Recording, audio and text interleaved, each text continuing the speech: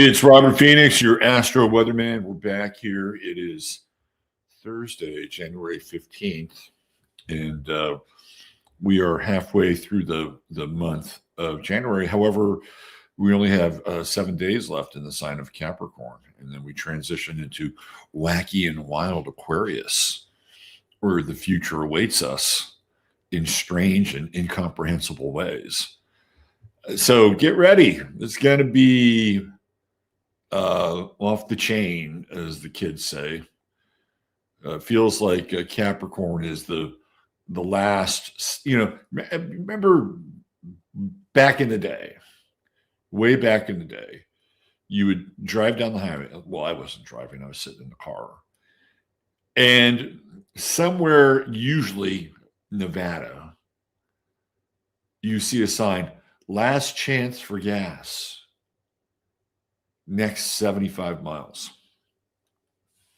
And back in those days, you needed all the gas you could get because, by and large, cars didn't have great mileage. They were the lounges on wheels, and so you needed to stop in. You needed to fill up because, God forbid, you'd run out of gas on some interstate, right? It kind of feels like this is where we are. And I talked about this on Saturday night, and the normalcy of Capricorn and how Capricorn really roots us in time, space, culture. The other day I was listening to Andy Edwards, who I really like. I think Andy's a genius. And if you haven't discovered his music channel, I highly recommend it. He's just the guy who just oozes with creativity and is a real inspiration for a lot of YouTube people. Andy just did a video recently about the death of music. And he staked that claim that the music died on January 1st, 2026. It had nothing to do with Marjorie Taylor Greene. But what it did have to do with is the death of MTV. MTV is no more as a network, which basically just ran ridiculousness over and over again, 24/7 for the most part towards the end, while it was on an iron lung. It's over.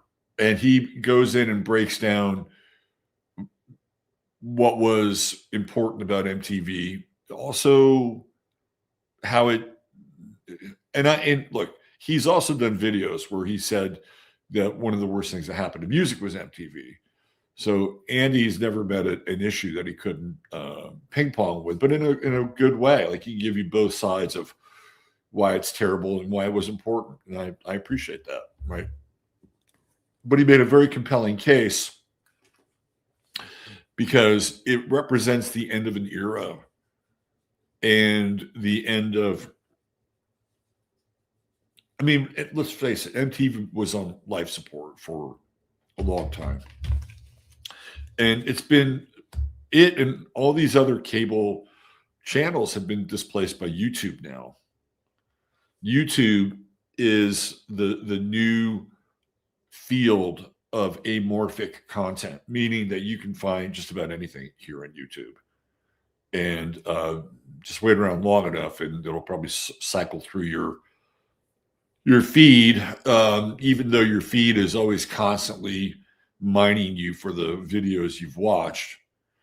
And they'll start to throw things onto your feed, like, well, if you like this one, you might like this one, you might like this one. I get it, right? But it cracks me up. YouTube says, I get these notifications from YouTube. And the notifications are, help us figure out what you like. You already fucking know what I like because you keep sending me things based on things that I've clicked on. So why do I have to tell you what I like? It's kind of like having that conversation with a lover, right? And you've been in emotional and physical congress with them for a while. And it's like, oh, well, this is good, or it's good enough. And then tell me what you like. So I thought you knew what I like. because we've been engaged in do I have to come up with something new? Should I make something up? Well, let's see. Maybe we can get a dwarf and we could have an unusual threesome. Maybe that would be, would you be into that? But it's kind of annoying. YouTube is always sending me, what do you like? Let us help tailor the content for you. It's like, fuck, if you don't know already, then your algorithmic system is not fully functional. Let's see. Who do we have here? Who's with us today? We got DJ MC, the man himself.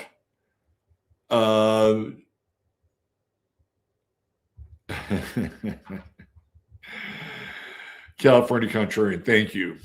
Yeah, I was joking on the other side metaphor. Yeah, and we'll leave that story for another day. Debisu, what's happening? Jim, Chloe, got a heck of a lot going on in East Side Cleveland. Got some snow out there. I went with the snow motif today for the thumbnail. I was working with another one, but I'm like, nah, let's go with the snow motif, the snow goat motif. Sue Leonard, what's happening, Sue? Thank you for your good wishes. Jackie Delario. Jackie, I texted you this morning. Let's set up. Dead Wolf Resistance 13, my man.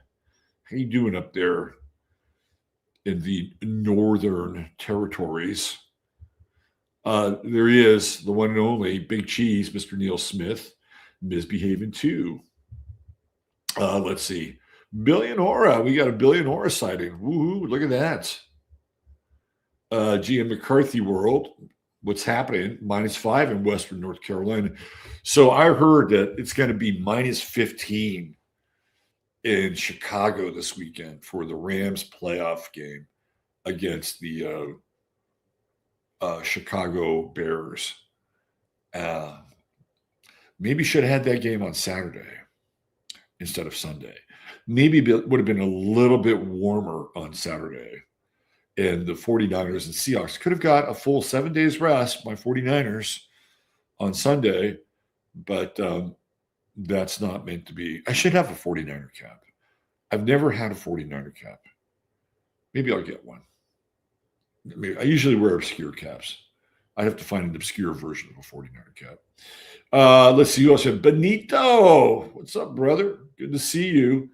The new next pod. The hotties always go for the goats. That's right. They're on this. They're searching for goats.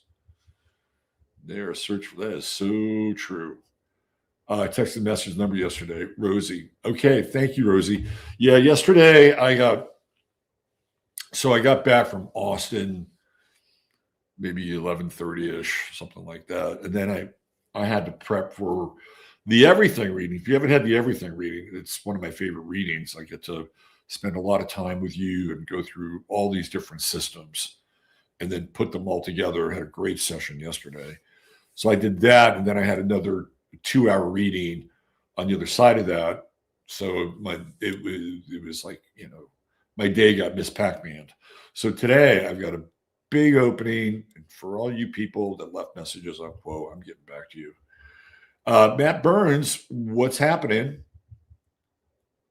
There she is, Janine. PMS Janine is entering saint status. I have to say, we might have to canonize you, Janine. Moira NYC and Knight of Cups. Maya Rose, what's going on? Vaporwave. I'm feeling tired and sad. I completely understand that. I completely get it. I get it. Where is the tractor beam pulling us into the great attractor on the other side of all this? And there is another side. There is the other side of all this. And things. I'm gonna talk about some of that over on 15 today. Link in the description of the show because we're going to do that. We're going to get off on that. And this is why I started talking about Aquarius at the beginning of the show. The shit's about to get really. You think things are strange now? Just wait. Just wait. The appetite for high strange is, if you've got an appetite for it, you've got a 15-course meal with pairings coming on the way. It is not going to be business as usual. Thursday, what's happening? My man Steve. No way. What's happening? No way. No way. No way's here. No way. No way. My 78 Trans Am with the Pontiac 400 got better mileage than the cars these days. Yeah, I mean, I was referencing my parents' 65 Impala, which didn't get very good mileage. You know, cars these days lie in their mileage. They say it's like, no, it's not true. You know what I had one time? I had a Honda CRX. You want to talk about mileage? Shit, that car got like 50 miles to the gallon. It was fun as hell to drive. Really fun to drive. Had some juice. Handled like a champ. Loved that Honda CRX. Who else we have? Zerolith Eternal. The Icon Murder MTV took all the art and intelligence out of it. I wouldn't say it took all the art out of it. Some of those videos were very artistic. Like there were some really groundbreaking videos. You had the Rocket video with Herbie Hancock, really cool for back in the day. You had Take on Me by Aha, which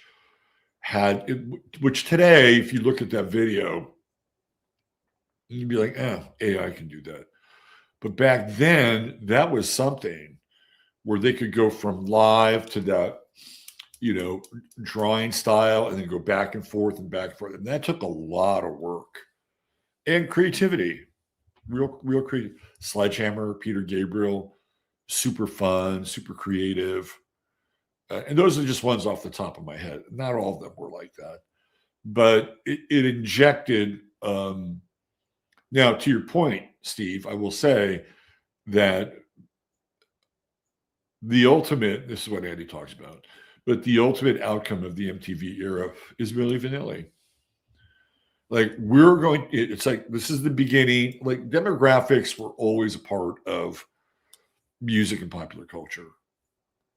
It's like if you had a hit record in the 60s, and there was a formula for these records, right? If you look at singles from the 60s, rarely were they much longer than 2 minutes and 30 seconds. It was the original short attention span theater.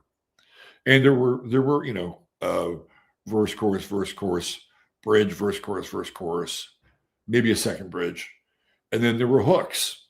I mean, that was the formula. So everybody sort of created music in that vein because they wanted to move product and sell records. And then that was the singles world, right? That was all the singles. Albums weren't that important yet. Albums start to come later, like the Beatles and Bob Dylan, become the torchbearers for albums. And it's like, we're going to have long playing records that FM radio is going to play. And that kicked in a whole nother level of creativity. But, prior to that, it was very formulaic. And even the looks of bands and the names of bands were the fill in the blank, right? Whatever it is, there was like, it wasn't like, like was not was just off the top of my head. Like you would never find a band like that name or band name like that in the 60s. Be like the Searchers, the Crickets, the Beatles, the Pacemakers. There was a whole formula there, and it was already baked in before MTV, and you can see this kind of manifest in its full totality just before the album revolution with people like Bobby Sherman, who was Bobby Sherman, Bobby Goldsboro, who was from Canada, but people who were cultivated to look a certain way, or because Bobby Sherman was an actor. That's what his main gig was, and they turned him into. And then you have like the Partridge Family, which is the ultimate kind of creation, right? Which is based on the cow sills. So it was already in play, right? This whole idea that they could commodify music by having a certain look and a certain vibe and a certain feel and a certain length of the song, that was already in play way before MTV. But what happened is that after albums came into play, which if you look at the Partridge Family, I think it's around 1969, 1970. It's really, that period, that late 60s period, going through the 70s, it's the birth of the album. And in a lot of cases, what you saw with the band, you saw on the back cover or in the gatefold or live, or maybe pictures in a magazine. Like when I was a kid, I was really into the first Montrose record. Loved it. One of the first records I ever owned. And outside of the back cover, I didn't really know what the front cover, rather. I didn't really know what Montrose looked like. Like they were covered in music magazines, and I was still too young to go to concerts. So it's like I didn't see Montrose live, and so, oh, this is what the band looks like. But that's what your venue was. Like that's how you kind of found out maybe what these bands looked like. And if you read Circus or Cream magazine, they always run the same bands over and over again. They had their roster of sort of, glam people or, kind of rock glam people. So it was always like that. But what MTV did is it took it to another level and said, replace the single with the video. And they realized that there were bands that just didn't translate to video. Like Kansas, great band, doesn't translate well to video. It's like, that guy's pushing $3 bills. What's he, And so the heads of these record companies said, well, we need bands that look good. We need bands that look the part. So it was, again, this commodification, but it was based on visual styles. And so did it trump music? In some cases, the visual styles were the thing that propelled the music. I remember Once in a Lifetime by Talking Heads being in rotation for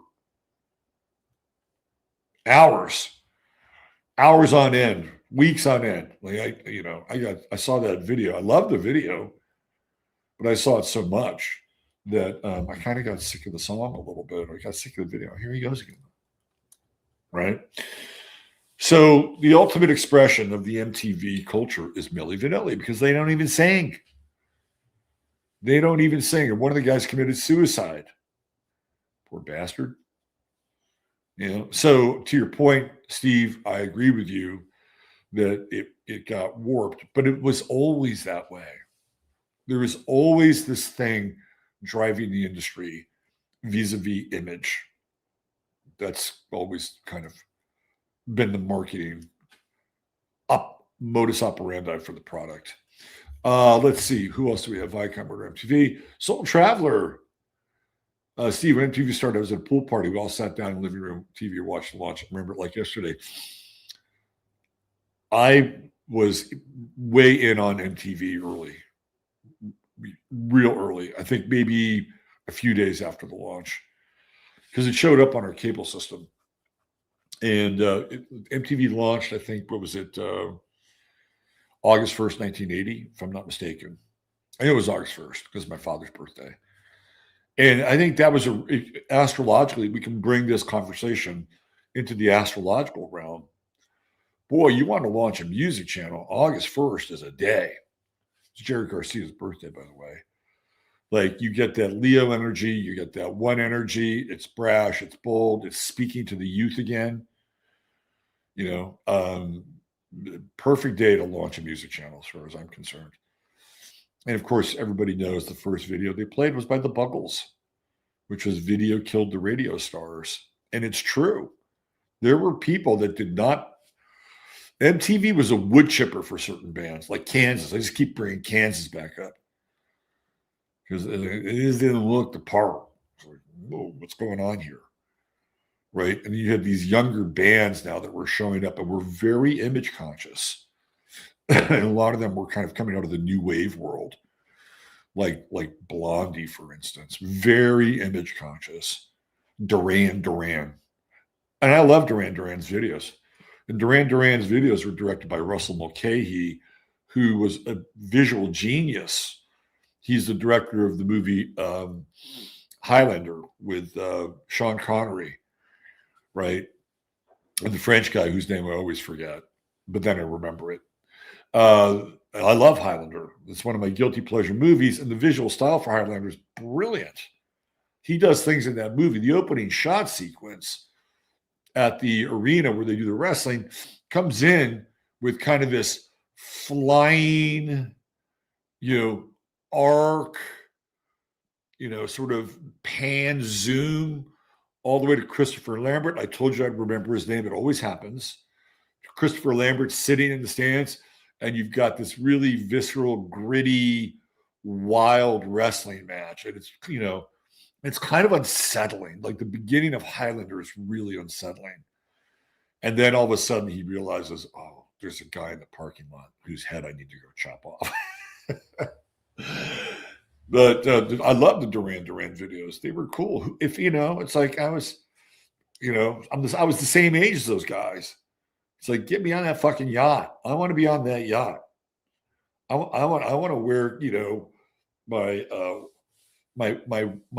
white pants, my white pants, and I want to wear, a cool shirt. I want to, kind of, semi frilly sort of shirt or whatever. I want that look. I want that, hey, we're on the ocean, new romantic look. I even saw Duran Duran during that time. They were fucking amazing. You're a really good band.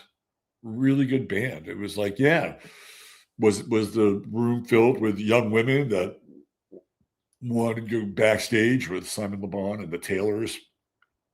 Absolutely. And Duran Duran was one of those bands that was kind of a crossover band. Chicks dug him, dudes dug him. And I love the first Duran Duran record. I think it's really underrated. Like Girls on Film. I love that shit. This is Outer Space. Calling. This is Planet Earth. Calling Planet Earth. Da, da, da, da, da, da, da, da. This is Planet Earth. Great stuff. Anyway, enough reminiscing. Robin says, I got an MTV shirt for the Bridge Expo. I've been wearing it. There you go. Long live MTV. It's another part of the past, right?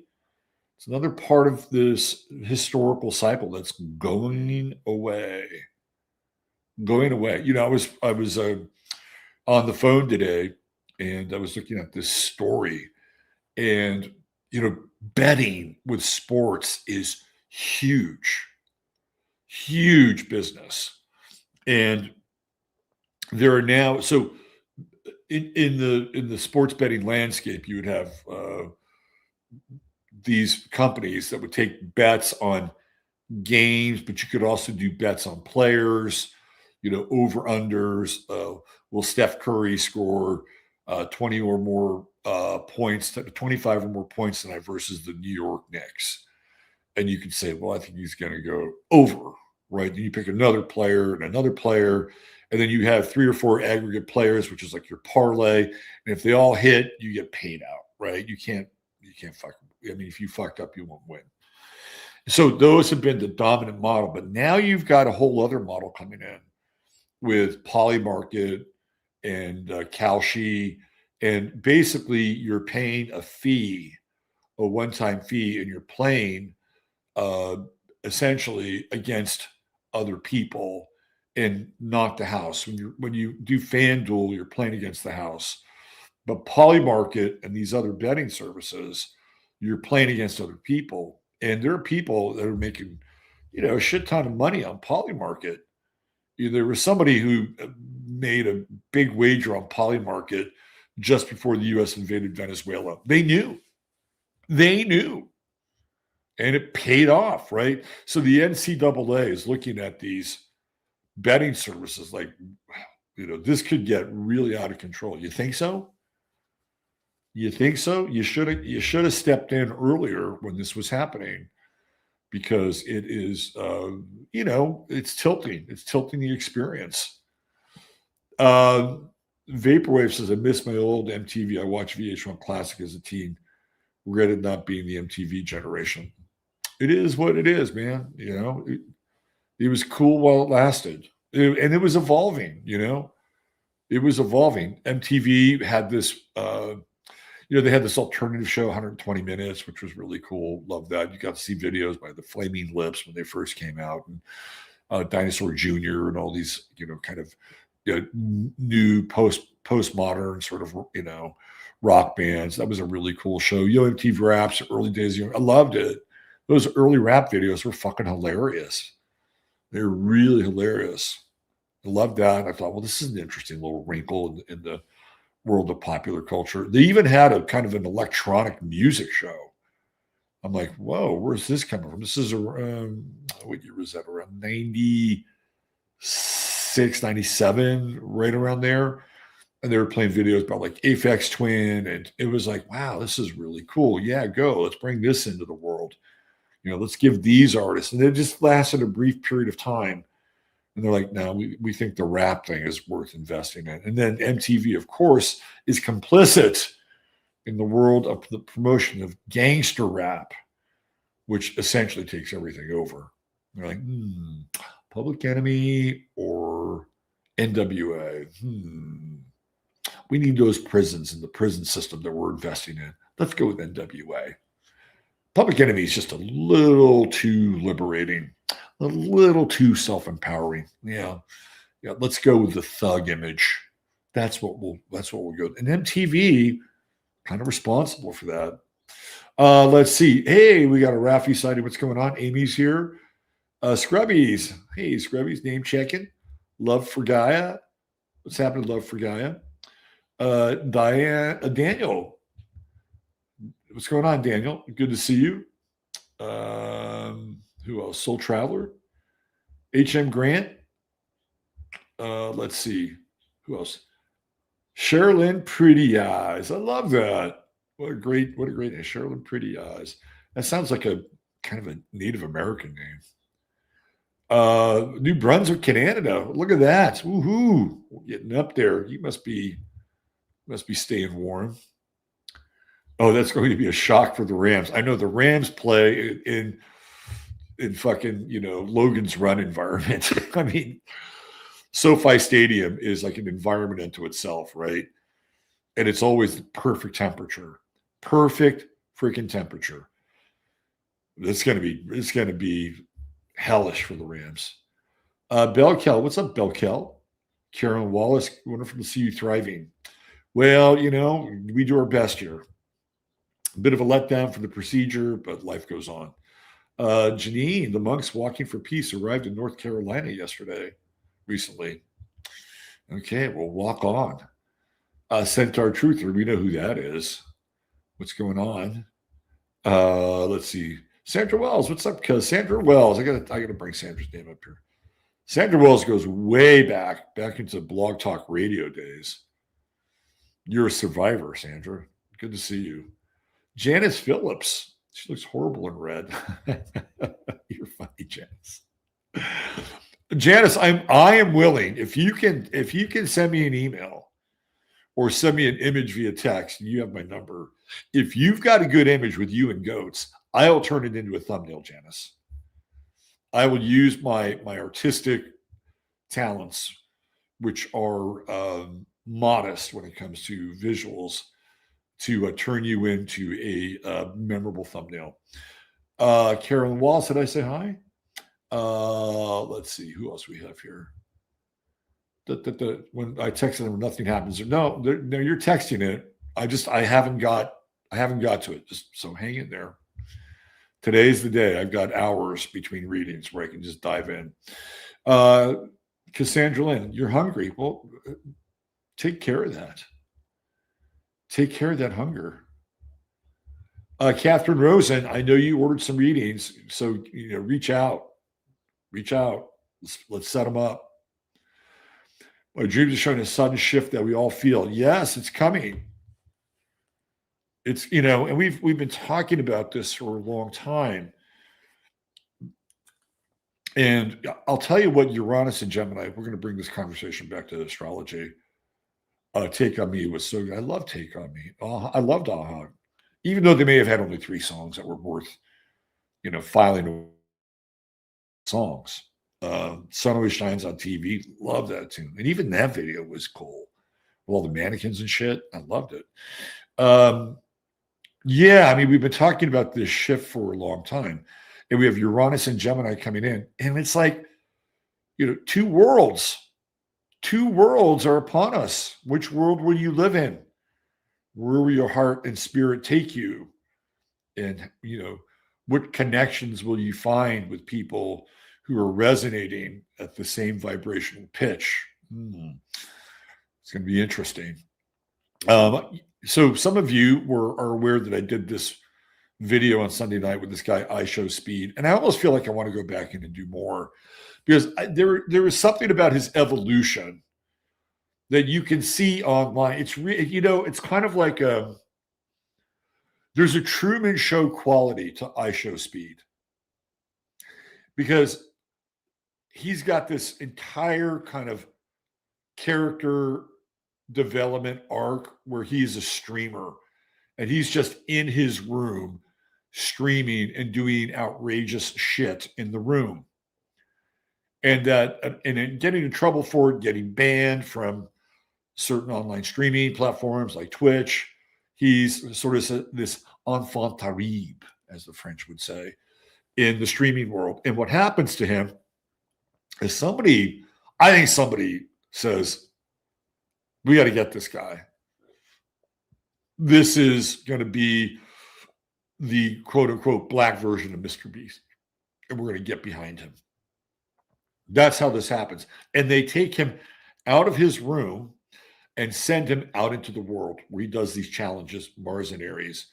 And that was a detail that I think I didn't really cover enough on Sunday Night Show. Now, an emerging detail, which is really weird, is that on this Africa tour that he's been doing, there are people that are now showing up at his events looking like him. Now, he just may have, generic African face, right? I don't know. I've never been to Africa, but he may just have generic African face. But he's got these doubles that are showing up at these events, and it's just weirdly happening organically. And, I used to have this teacher in college. I think his name was Mark Halprin. And I generally liked him.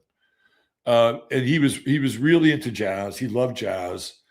And he did this comparison between the saxophone player, Coleman Hawkins, and the sprung rhyme poet, Gerard Manley. Coleman Hawkins and Gerard Manley Hopkins. Hopkins sounds a lot alike, right? By the way, if you haven't discovered Gerard Manley Hopkins' poetry, a lot of sprung rhythm, really cool stuff. A bit of a Christian, for those of you who like Christian mysticism and Christian symbolism. Did a comparison between bebop and the sprung rhythm. And that's really cool, right? But he said something that I've heard other people echo. And this gets back to our conversation about MTV and music, but we'll really touch on the astrology of what's going on now. So just we're in it. We're in the astrological blender now, okay? That things happened in music before any other medium or platform. They always happen first in music. Music would set the trends.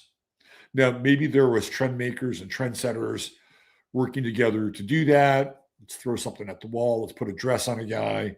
Let's see how that works. Maybe it'll be popular, right? There's that. But it always would happen in music first. And those changes would then filter down into, because music is kind of etheric, right? It's in this, kind of higher vibrational realm. Our spirits connect with music. Our spirits don't connect with a vote on the Senate floor. Am I right? I mean, maybe somebody does. Oh, did you see the vote on the Senate floor today? Holy shit.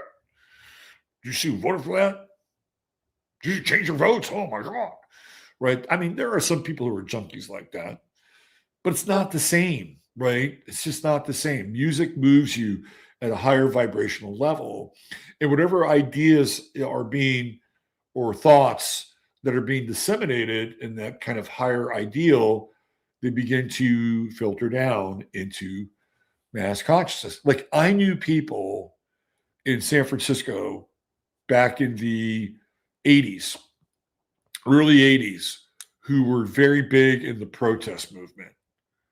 And these are people that would go out to like the nuclear sites and they would protest out in Nevada and shit like that. Well, guess what music they were listening to? They were listening to the Clash, because the Clash were political. And so the Clash, again, this music and these ideas filtering down into people and into their consciousness and taking root, right? So music was always first to have these cultural changes. And then they would come into these more dense forms and dense structures, like politics, which is really dense. It feels like that's happening now on YouTube instead. YouTube is the new music. YouTube is the new MTV. YouTube is the new channel of content creation where, quoting the Birds, so you want to be a rock and roll star, right? This is, or Andy Warhol's, in the future, everybody will be famous for 15 minutes. And this, we're at that, and I think it's interesting too, that the most successful videos on YouTube are kind of peak out at about 15 minutes, right? People have figured this out. It's like somewhere between 12 and 14 minutes, because people will say, well, I can watch that. I can invest 12 to 14 minutes of my life. That 3-hour video, I don't know about that. That's a long fucking time, right? So YouTube is where, and YouTube might have been supplanted by TikTok even, but now TikTok is fucked. It's totally fucked. The algorithm. And there was this woman who I was watching yesterday. She did a deep dive on this woman, Renee Good, and her girlfriend up in Minneapolis. Renee Good had like 6 or 7 other names, other aliases, just weird shit, right? And she brought this up on TikTok. TikTok said, nope, you're timed out. She brought it up again. Nope, you're timed out. She brought it up again, 3rd time. You do it again and you're banned, right? So TikTok, the long arm, the long reach of Larry Ellison, it's now in there. And the other thing, I just got to bring this up, then we get into the weather. The other thing that's really strange about these 2 women up in Minneapolis is that they both had partners, husbands, or whatever, and they both died at the same time. Like, it's really, these women are really weird. Like, who are they? Where do they come from? And I'm always suspicious of what they're giving us to distract us, to get us to grit our teeth and grind. Oh, yeah, right? It's like, are they even real? I mean, they've got this weird background. Nobody is who they say they are for the most part in that world. Did it really happen? Is she really dead? Is the office? I mean, there's just so many questions now that you really have to wonder, like, what's going on with reality. You can't even trust reality anymore. AI has certainly made a massive dent into our perception of so-called reality. So that's all on the table as well, right? It's all on the table as well.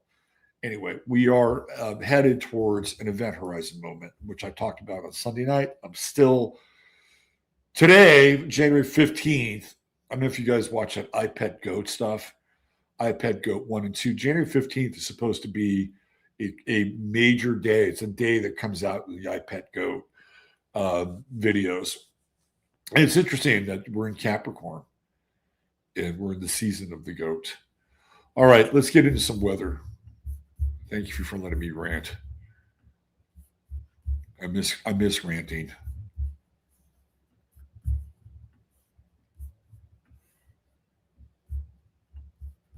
I need some space, man. I need some space, yo. I got 20 minutes, and then we're going over to 15. Okay. Let's do this. All right.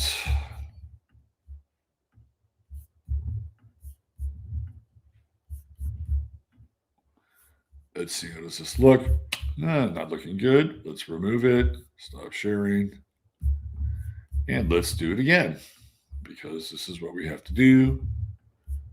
Not that one, but that one. Okay. And now we should have it. There we go. Look at that. All right. So we're back with let's see. Hold on. No. Here we go. Right there. Aha. Aha. All right. Nope, that's not it. Robert.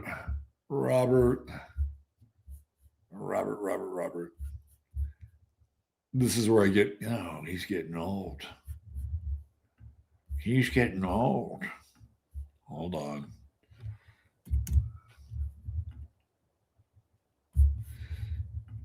Let's see. In my zealousness, to clean up my screen, I got rid of the wrong chart. And I kept the wrong chart. Here we go. There we go. There we go. Right there. Right there. Right there. Right there. Right there. Right there. All right. There we go. Okay. Now we're cooking. Now we're cooking with gas. There we go. All right.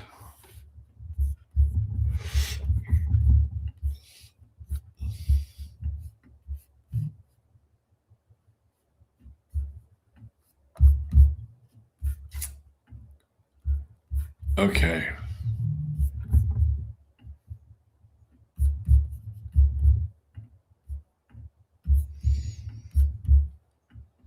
Now we got what we need. There we go. Okay. The moon is moving into balsamic position. Assume the balsamic position. So by tomorrow night, we are moving into a moon in Capricorn weekend. Not a lot of fun. Not a lot of fun. And yeah, I feel like from a temperature level, just in general here in the Northern Hemisphere, here in this country, it's going to get cold. It's going to get cold. And who knows, maybe you people down under will experience an unseasonal streak of cold weather as well, just in general. Because let's face it, Capricorn's fucking cold. Saturn is a cold and desolate place. You're coming off the warm and gaseous glow of Jupiter, not Saturn. No way. So Saturn, Capricorn, always symbolic here in the north of being the two seasons that are the coldest are Capricorn and Aquarius. Because as signs, they're also kind of cold. And I love Capricorn. I love Capricorn. Capricorn people are awesome. All the signs are awesome. But, can we just agree upon the fact that Capricorn has a chill factor about them? They just do. And it's one of the things we love about Capricorn. They're unfazed. They're just unfazed. Brock fucking Purdy, Capricorn. Mr. Flatline. Unfazed. So it's, people mistake that sort of kind of flinty reserve for being cold. And I'll tell you something about Capricorns. That, how do I say this in a delicate way? Between the sheets, Capricorn is not cold. I will tell you that. Capricorn, like all the earth signs, can be very sensuous, force of nature. Literally, right? It's like, whoa, this isn't very cold. I'm just giving you another sort of peer into Capricorn. It's what they show the world. It's their reserve. And beneath the surface, Capricorns can be very passionate people. But it is a cool sign. So we have this balsamic moon moving in. It's like part of the cold front. And you folks in the Midwest are going to get a massive cold front coming down from Canada. We'll probably get some of that here in Texas. The moon in Sagittarius almost feels like here partying on the decks of the Titanic in some ways. Woohoo! It feels good. It's like, yeah, moon in Sag. But it's moving into a critical zone. And all these planets are still opposing Jupiter. And it's, and again, Jupiter retrograde Cancer. We're looking back at the death of MTV. We're looking back on the way things were. And the way things were not bad. They were kind of cool. I was talking with somebody yesterday. Shout out to Lana B. Shout out.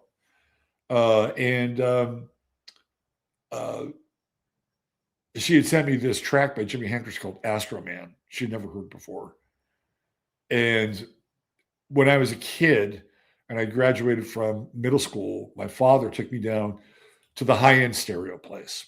This is part of the past story. This is the Jupiter retrograde Cancer. All these things are coming up, right? And I remember going to the high-end stereo store and loving it. It felt like I was in a very important place. They usually had pretty good music playing. The guys were, kind of hip and cool, and things weren't cramped. You could kind of wander around. There was equipment everywhere. It was a vibe, right? And those places don't even exist anymore. Eventually, they morphed into like Best Buy. Best Buy is the remnant of the high-end stereo store. Right. So he took me there, and he bought me a Panasonic 8-track cassette deck with 2 speakers for graduating from junior high. And he gave me money. He said, pick out 4 8-track cassettes that you want.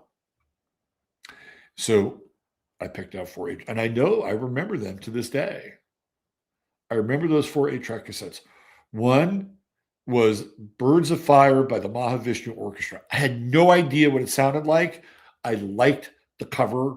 I liked the name. I'm getting Mahavishnu Orchestra, Birds of Fire. I'm in the 8th grade. Oh, what's this? Jimi Hendrix, Cry of Love. Let me get this. I'm going to get this one. Oh, I like that song, Jim Dandy to the Rescue. Black Oak, Arkansas. Give me that. High in the Hawk. I'll take that. And then the venerable Doobie Brothers, Captain and Me. Those are my 4 8-track tapes. And Astro Man by Jimi Hendrix is on that. But again, this is part of this process. I think the moon is going to come in, and it's going to be part of this opposition. And it's like we talked about this on Sunday night. This is like the phantom toll booth right here. This is the gateway. This is the Aquarian gateway, and all these planets are going to pass through this Aquarian gateway. And there is something very fundamental about, and we're kind of cycling out of the past. It's sort of like, what's that Native American saying, die before you die? And I feel like there's sort of this collective grief because there's still enough of us around to remember how things used to be, and they're not how they used to be. If YouTube went away, it would fucking wipe out the collective memory in some ways because you can still go there. Oh yeah, I remember this. And who's I listening to? I was watching this guy, Jamal Crawford. He was doing this broadcast. Jamal Crawford used to play in the NBA. and he was the color guy, and the announcer Terry Gannon. He would ask him, like, when you were playing and you were in a funk or a slump, what would you do in order to kind of assess your efficacy and success? Would you watch videotape of yourself? And Jamal Crawford said something very interesting.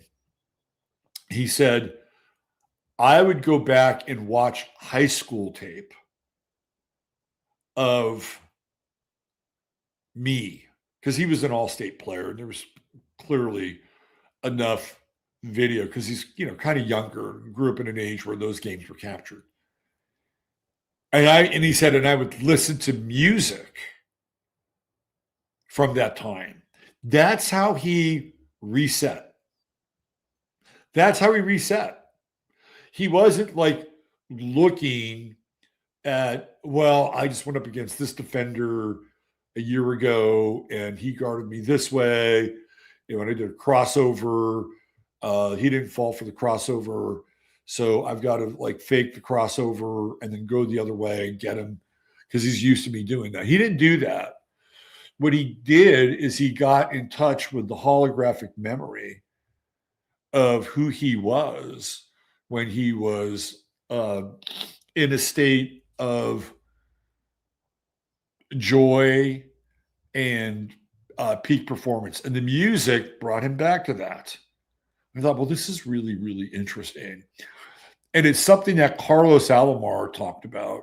Carlos was the guitarist for David Bowie for many years.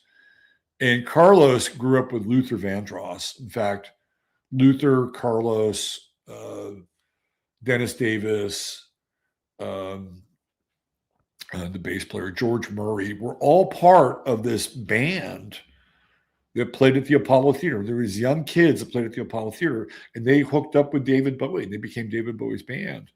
And Luther Vandross was really instrumental in creating the Young Americans' Plastic Soul sound.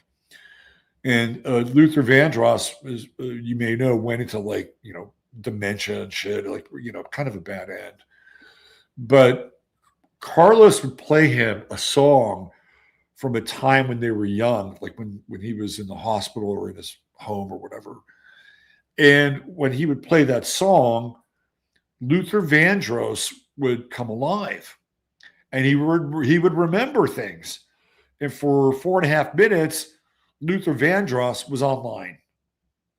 But once the song went away, he sunk back into dementia. Like, really interesting. So these cultural artifacts are important. And it's like, well, you have to let go of the past, and the past is in the past. Yeah, it is. But on the other hand, the past also has a vibrational relationship, a total vibrational relationship with who we are or who we were and who. So if this is the medicine for today, because we have all these oppositions going on with Jupiter and the retrograde and looking backwards. You can, for a brief period of time,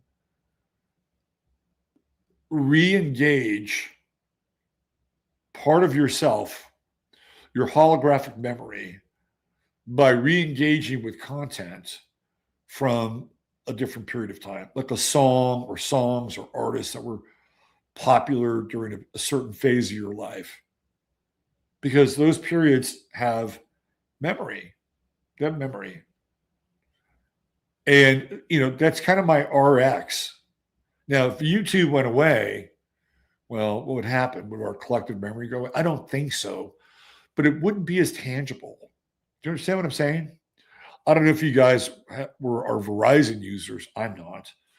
But Verizon was down in most of the country yesterday. Like, anytime that happens, it's like, whoa. especially with a carrier like Verizon, which is very robust, very, very robust.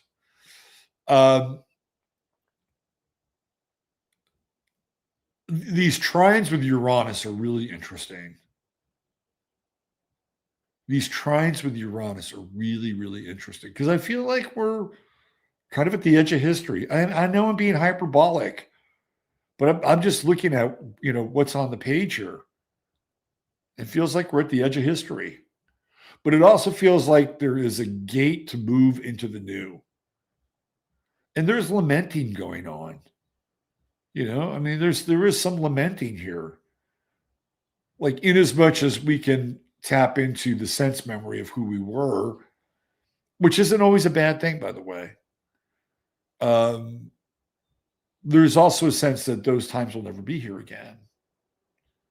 And that is the lament. But there is something new that's coming. And it really does feel like, a fork in the road moment. So with Uranus coming in here and trining all these Capricorn planets, it's like, whatever happens as we get to the edge here, we're at the edge of this procession of moving across this Aquarian gate. We're going to call this an Aquarian gate. That whatever happens, if you can have your own version of that and move into it. Oh, there's a cat in the backyard. What's going on, buddy? He just walked up as I was saying this. Are you resonating with this message? That you don't have to be in fear. Don't be in fear. If things get shitty, he's walking right up to the door. He's walking right up to the back door here. And my other cats are not here to welcome him or greet him. Anyway, don't be in fear. Let go of the past that doesn't serve us. And there are parts of the past that do serve us. Right? They are the sense memory that reminds us of, you are right at the door. What is going on with you? He's looked at me and goes, oh man, there's somebody in there. That is so fucking funny. Anyway, it's going to be interesting. This is going to be an interesting weekend. And next week, it is all kind of compressing, isn't it? Whatever this story in Iran is, oh my God. Just bizarre, totally bizarre. You got the Somalia thing, Minnesota, ICE, just, ball of confusion. But all these structures now are beginning to disassemble themselves. And then when that happens, the people that are in charge of the managing socially engineering the paradigm, right, they'll either pile on or they'll make mistakes. Oh, boy, I got to get going here. Let's do a quick star of the day. Shout out to True Hemp Science. 15 mins, that's your code. Go in there, get their new time buyer offer, first time buyer offer, and then spend $100 or more, and you'll get your goodie bag. It's Ben Shapiro. I'm not going to spend a lot of time here. I don't like Ben Shapiro. Ben Shapiro is a reminder of what we should not be. Now, the reason I chose his chart is because, excuse me, he's got a bit of a savant-like quality. Ben Shapiro occupies five houses in this chart. Ninth house, sun, relationship with another country. Hello. Also a lawyer. You find lawyers occupying the ninth house and the seventh house. He's a lawyer. Graduated from law school at a very early age. That is Ben Shapiro's background. He is a lawyer. And then the eighth house, Mercury in Capricorn, conjunct Neptune, conjunct Jupiter in Sag. Ben Shapiro has a lot of Sagittarian planets. He is ideological. He's ideological and systems-based. And When I see that Uranus in the seventh house, it reminds me of his interaction with Megan Kelly, who I think is really dumb. I'm sorry, she's dumb. I'm not sorry. Is she good looking? Pretty good to look at? Pretty good. Yeah, if you don't have to listen to her open her mouth. I mean, she was rolling out the red carpet for this guy. And then she admitted that she's a Zionist. She admitted that, right? Okay, well, at least Meg Kelly's a Scorpio, by the way. Well, at least you're admitting it. But did it help you? No. It didn't help you because this little shit went after you and attacked you after you took him on tour. That's what happened. And so now she's, butthurt about Ben Shapiro. He's going to do that. Right? I mean, look at his Mars Saturn in Scorpio. He's got a Mars Pluto conjunction in Scorpio in the sixth house. Even though he's a Capricorn, he reminds me of the parable of the scorpion and the frog. And the story. The scorpion wants to cross the river and wants to hitch a ride on the frog's back. The frog is like, hell no, I'm not going to take you because you're going to sting me. The scorpion says, hey, if I sting you, then I'm going to die. That's not going to work for either of us, is it? And the frog goes, okay, all right, I get it. Jump on board. And halfway through the river, he feels the spike of the scorpion's tail go right in, piercing his, watertight, kind of, rubbery, amphibious flesh. And he looks back at the scorpion and he says, why? Why? The scorpion says, I can't help it. It's my nature. Right? And that's just how Ben Shapiro is. There's no negotiating with this man. None whatsoever. And if you're in a partnership with him, it will be disruptive. And Megyn Kelly found out the hard way. He doesn't care. Pluto, Mars, Scorpio. Are you kidding me? Sixth house, sextiling Mercury. This guy is, number one, he's a grinder. Like you'll see that with Mars and Saturn in the sixth house. Grind. But he's also he talks fast.